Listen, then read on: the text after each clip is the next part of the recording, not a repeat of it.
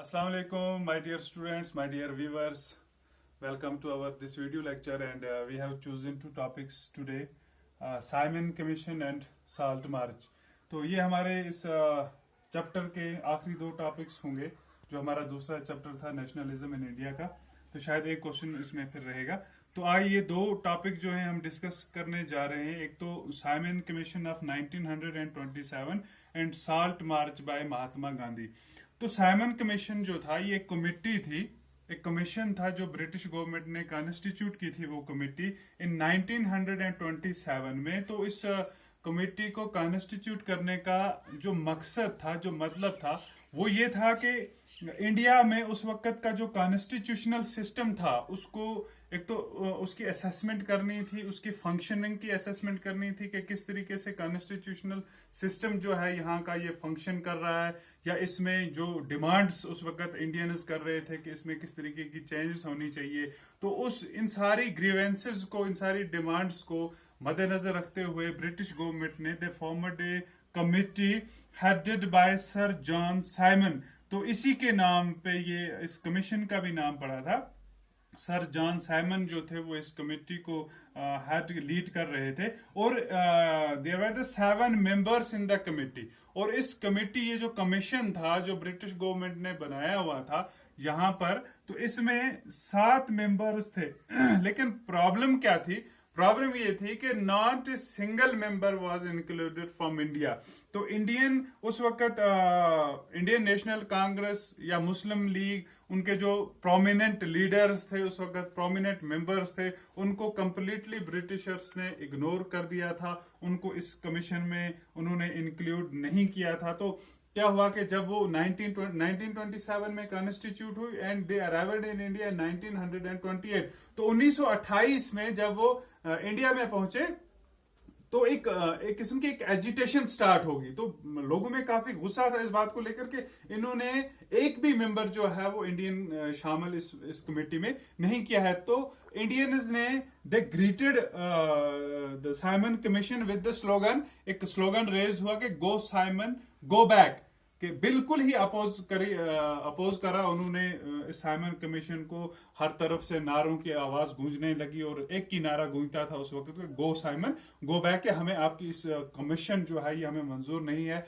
आपकी ये कमेटी जो है ये मंजूर नहीं है, क्योंकि आपकी इस कमीशन में, आपकी इस कमेटी में कोई भी इंडियन मेंबर नहीं है। तो सारी पार्टीज, जितने भी उस वक्त यहाँ की पॉलिटिकल पार्टीज थी, फ्रीडम पार्टीज थी, जितनी भी थी, तो सबने डेमोन्स्ट्रेशन में हिस्सा लिया और सबने एक ही नारा लगाया, एक ही स्लोगन रेज किया कि गो साइमन गो बैक। तो साइमन कमीशन जो था ये सर जॉन साइमन इसको लीड कर रहे थे, तो उसी वजह से इसका नाम पड़ा था साइमन कमीशन। तो प्रॉब्लम ये थी कि इन्होंने इंडियंस का कोई मेंबर इसमें इंक्लूड नहीं किया था।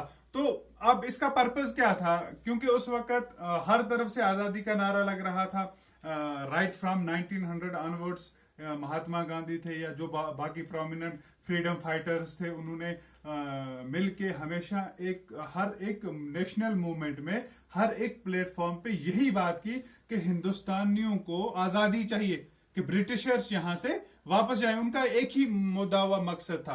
तो इस चीज को मद्देनजर रखते हुए अब ब्रिटिशर्स क्या करते थे कि वो तो इस हक में उस वक्त नहीं थे कि 1927 1928 की बात है, उस वक्त तो ब्रिटिशर्स इस हक में नहीं थे कि इनको आजादी दी जाए, वो इस बारे में सोचते भी नहीं थे।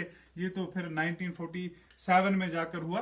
तो वो क्या करते थे, जैसे ही कोई मूवमेंट स्टार्ट करते थे, कोई मूवमेंट लॉन्च करते थे या डिमॉन्स्ट्रेशन करते थे, तो वो इनका मुंह बंद करने के लिए, वो इनको चुप कराने के लिए एक कमेटी बिठा देते थे। ठीक है, तो एक कमेटी बैठाते थे, इन्वेस्टिगेशंस चलाते थे कि हम भाई हम प्रोब करेंगे, किलिंग्स होती हैं, लोगों को उठा के बंद कर दिया जाता है, ये करेंगे वो करेंगे। तो इसी तरह की एक कमेटी थी साइमन कमीशन, के उस वक्त लोग कहने लगे ये जो कॉन्स्टिट्यूशनल सिस्टम है इंडिया का, इसमें कुछ चेंजेस होनी चाहिए। ठीक है, इलेक्टोरेट्स की बात करते थे, इलेक्टोरल प्रोसेस की बात करते थे यहाँ के लीडर्स। तो इस चीज को असेस करने के लिए, इस कॉन्स्टिट्यूशनल सिस्टम के फंक्शनिंग को असेस करने के लिए उन्होंने एक कमेटी बनाई थी, जिस कमेटी का नाम था, एक कमीशन बनाया था साइमन कमीशन। अब साइमन इसका नाम इसलिए था क्योंकि ये इसका हेड जो था इस कमीशन का, उसका नाम था सर जॉन साइमन। तो सर जॉन साइमन के नाम से ही इस कमीशन का नाम पड़ा। और दूसरी इंपॉर्टेंट बात ये कि इसमें इस कमीशन के 7 मेंबर्स थे, लेकिन एक भी मेंबर जो था वो इंडियन नहीं था, वो सब के सब ब्रिटिशर्स थे। इसीलिए इस कमीशन को यहाँ पे बाइकआउट किया गया। हर तरफ से ये स्लोगन्स रेज हुए कि गो साइमन गो बैक। तो ये साइमन कमीशन के बारे में आपको मैंने थोड़ा सा ब्रीफली बता दिया।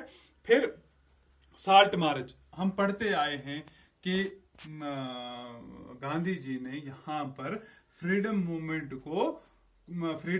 जो चलाई उसको सक्सेसफुल बनाने के लिए उसने हर तरह से कोशिश की। फिर वो उस कोशिश में कितने कामयाब हुए, या वो मूवमेंट्स जो उसने चलाई उसमें उसको कितनी अपोजिशन का सामना हुआ। कहीं पर ब्रिटिशर्स मतलब उनको ऐसे कानून बना देते थे जिससे वो मूवमेंट्स को आगे प्रोसीड नहीं कर पाते थे, या अपने ही लोग कहीं उनके खिलाफ हो जाते थे जिनसे उनकी मूवमेंट्स जो है कमजोर पड़ जाती थी, या ऐसे इंसिडेंट्स हो जाते थे जैसे पिछली बार मैंने आपको अपने टॉपिक में बताया, जिस तरह नॉन कॉपरेशन मूवमेंट जो थी वो कंट्री वाइड बहुत चली। और नॉन कॉपरेशन मूवमेंट थी कि not to cooperate with the Britisher. लेकिन अचानक एक ऐसा हादसा पेश आया जो मैंने आपको बताया, चोरा चोरी किलिंग जो थी, एक इंसिडेंट हुआ था जिसमें 22 पुलिस वाले जो थे वो मारे गए थे।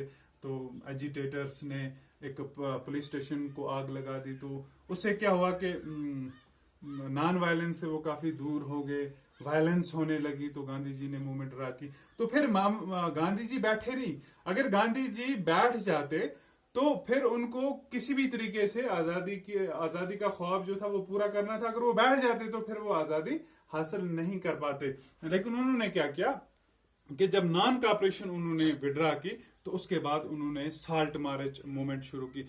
साल्ट मार्च मूवमेंट ये थी कि 31 जैन को गांधी जी ने, उस वक्त के यहाँ वायसराय थे, ब्रिटिश वायसराय जो थे लॉर्ड इरविन को एक मेमोरेंडम पेश किया, एक लेटर लिखी जिसमें उसने 11 डिमांड्स रखी। That letter was stating the 11 demands from Indian. तो उन सब डिमांड्स में से जो सबसे मोस्ट इंपॉर्टेंट डिमांड वो थी कि एबॉलिशमेंट ऑफ सॉल्ट टैक्स। तो देखो, अब ब्रिटिशर्स भी इंडियंस की दुखती रग पे हाथ रख देते थे, ठीक है। साल्ट एक ऐसी चीज थी, salt was the common for rich as well as poor. तो इसको गरीब लोग भी इस्तेमाल करते थे, इसको अमीर लोग भी इस्तेमाल करते थे। तो उन्होंने क्या काम किया, इसी पे टैक्स लगा दिया कि वो हर तरीके से इनको जद्दोकोब करके रखना चाहते थे, सप्रेस करके रखना चाहते थे, दबा कर रखना चाहते थे। तो इसलिए उन्होंने साल्ट पे एक टैक्स लगा दिया, जिसकी वजह से आम जो एक सेक्शन था, पुअर सेक्शन जो था या रिच सेक्शन भी था, उनके लिए साल्ट बनाना या साल्ट खरीदना काफी मुश्किल हो गया था। तो गांधी जी ने क्या किया कि उन्होंने साल्ट को ही चुना, नमक को ही चुना, क्योंकि salt was popular among rich as well as poor, ठीक है। It was appealing to all sections of society. ये जो साल्ट था इसके it was appealing to all section, either rich और पुअर। तो उसने साल्ट को ही चुना। साल्ट मार्च उसने स्टार्ट किया। उसने साबरमती आश्रम जो था उसने वहां से अपने 79 फॉलोअर्स को लेकर 24 दिनों तक पैदल चलते हुए साबरमती आश्रम से वो डांडी पहुंचे। गुजरात में एक कोस्ट है, वहां पे जाकर उन्होंने साल्ट लॉ जो बना हुआ था कि साल्ट अब कोई नहीं बनाएगा तो उसको टैक्स देना पड़ेगा, उस साल्ट लॉ को ब्रेक किया। वहां पे उसने साल्ट बनाया। तो असल में साल्ट लॉ जो था, साल्ट मार्च जो था, it was the beginning of civil disobedience movement. Civil disobedience जो बाद में जाकर एक काफी बड़ी सक्सेसफुल मूवमेंट रही गांधी जी की। तो उसकी बिगिनिंग जो थी वो साल्ट मार्च से ही हुई थी। साल्ट मार्च, जब साल्ट लॉ गांधी जी ने वहां पे ब्रेक किया, तो इसका एक हिस्टोरिकल इंपॉर्टेंस ये है कि ये साबरमती आश्रम से डांडी तक पैदल गए। अपने 79 वॉलंटियर्स जो थे, इनके फॉलोअर्स जो थे, उनको साथ लेकर 24 दिनों तक ये पैदल चलते रहे और फिर डांडी में जाकर उन्होंने साल्ट लॉ को ब्रेक किया। तो ये है साल्ट मार्च। तो मूवमेंट्स चलती गई, इसके बाद भी मूवमेंट्स चली, इससे पहले भी मूवमेंट्स चली, लेकिन हर एक यहाँ का जो प्रोमिनेंट फ्रीडम फाइटर था उसने यही कोशिश की कि इस किसी भी मूवमेंट में पूरे हिंदुस्तानियों को, irrespective of their religion, irrespective of their caste, के सबको कवर करना है इसमें, चाहे वो मुस्लिम्स हैं, वो क्रिश्चियंस हैं, वो सिख्स हैं, ठीक है, सभी को आजादी दिलानी है। तो ये इसका most important feature Gandhi ji की इस मूवमेंट्स का ये था कि वो अपनी मूवमेंट्स में सबको सबको हिस्सा देते थे और सबको इसमें हिस्सा बनाते थे। तो ये हमारा साइमन कमीशन और साल्ट मार्च। इंशाल्लाह जो हमारा नेक्स्ट वीडियो होगा, तो मुझे लगता है कि हमारे इस चैप्टर में से हमें एक क्वेश्चन बचा है, तो वो इंशाल्लाह हम नेक्स्ट इसमें वीडियो में पढ़ेंगे और उसके बाद हम ये चैप्टर जो है हमारा खत्म होगा तो एक नए चैप्टर के बारे में पढ़ेंगे। तब तक के लिए आप अपना ख्याल रखेंगे। अल्लाह हाफिज।